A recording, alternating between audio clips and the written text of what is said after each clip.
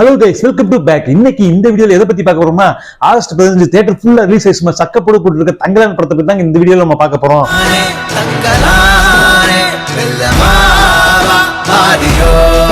இந்த படம் பார்க்கலாமா வேணாமா, பாக்ஸ் ஆஃபீஸ் ரெக்கார்ட் பண்ணுமா பண்ணாதா, இது படத்துல பிளஸ் எவ்வளவு இருக்கு மைனஸ் எவ்வளவு இருக்கு, இது ஃபுல்லா அலசி ஆராய போறோம். அதுக்கு நம்ம சேனல் சப்ஸ்கிரைப் பண்ணா மறக்காம சப்ஸ்கிரைப் பண்ணிருங்க. அப்படியே பெல் ஐகான் ஆல் செக்ஷனை கிளிக் பண்ணிருங்க. வாங்க வீடியோக்குள்ள போலாம்.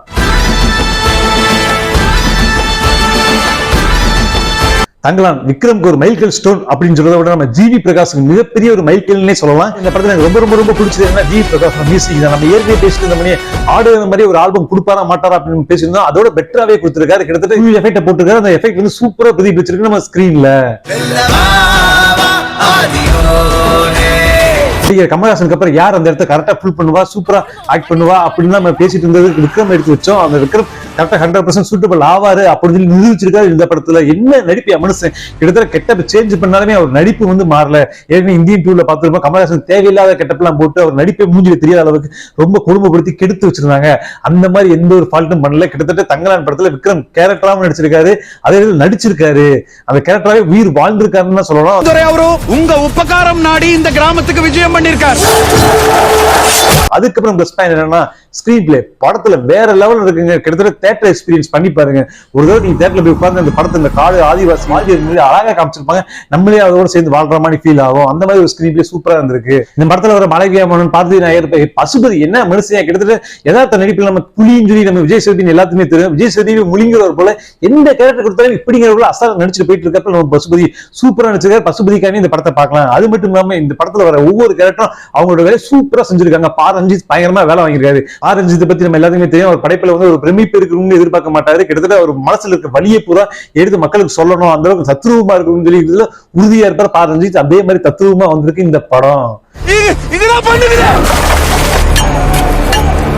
ரஞ்சித்தோட படைப்புல எதுவுமே இதுவரை சோடப்படல. அதே மாதிரி இந்த படைப்பும் சோட போகாம சூப்பரா வந்திருக்கு. சில பேர் சொல்லுவாங்க படம் நல்லா, படம் ஸ்லோவா போகுது, படம் ஒரு ஃபர்ஸ்ட் ஹாஃப் செகண்ட் ஹாஃப் ரொம்ப லாக் ஆகுதுன்னு. கிட்டத்தட்ட இது ரஞ்சித்தோட ஸ்டைலே இப்படிதான். எல்லா படமும் எடுத்துக்கங்க இந்த மாதிரி தான் இருக்கும். இந்த மாதிரி கேட்டகரியில போயிட்டே இருக்கும். வலி பெயின்ஃபுல்லா தான் இருக்கும். மாசா கிளாஸ் எல்லாம் காட்டவே மாட்டாரு. அவரோட ஸ்டைல சூப்பரா எடுத்து வச்சிருக்காரு. ரஞ்சித்தோட படம்னா உங்களுக்கு பிடிக்கும், நீங்க ரஞ்சித் விரும்பி பாப்பீங்கன்னா உங்களுக்கு சூப்பரான ஒரு விருந்தா இருக்கும் இந்த படம். தெலுங்கு படம், மசாலா படம், ஹாலிவுட் படம், ஃபைட் படம், இந்த மாதிரி பக்கம் ரசிகர்களுக்கு இந்த படம் வந்து சுமாரா தான் இருக்கும். கிட்டத்தட்ட என்னதான் ரஞ்சித்தோட ரசிகரா இருந்தாலுமே ஒரு தடவை பார்த்தா ஒரு சில பேருக்கு புரியவே புரியாது இந்த படம்.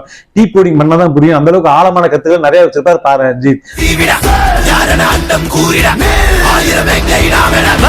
ஆக மொத்தம் இந்த படம் கமர்ஷியல் ஹிட் அடிக்குமா, பாக்ஸ் ஆஃபீஸ் ரெக்கார்ட் பீட் பண்ணுமா அப்படின்னு சொல்லி பார்த்தா அதுக்கு வாய்ப்பே இல்லை. கிட்டத்தட்ட ரஞ்சித்தோட படம் எந்த அளவுக்கு ஓடுமோ அந்த அளவுக்கு இந்த படமும் ஓடிடும் கட்டாயம். அதுல எந்த மாற்று கருத்துமே கிடையாது. அதே சமயத்தில் விக்ரமா இருக்கட்டும், நம்ம சேதுபதியா இருக்கட்டும், சில நடிகர்களுக்கு தேசிய அவார்டு, ஆஸ்கார் அவார்டு வர கூட வாய்ப்பு இருக்கு. அந்த அளவுக்கு சூப்பரான உடலை ஊற்றி சூப்பரான நடிப்பை கொடுத்திருக்காங்க.